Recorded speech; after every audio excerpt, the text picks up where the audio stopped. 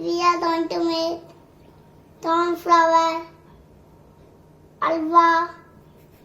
We need sugar,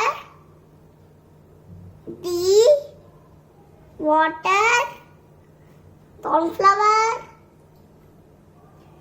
cashew, food color, Elachi powder. Let's see how to make. So I have added quarter cup of corn flour, 3/4 cup of sugar, 1 cup of water, a pinch of food color and elaichi powder, 2 tablespoons of ghee and cashew nuts which are chopped. So now we can give it a nice mix. So now I have transferred this to a microwave safe bowl. We need to microwave this for 3 minutes.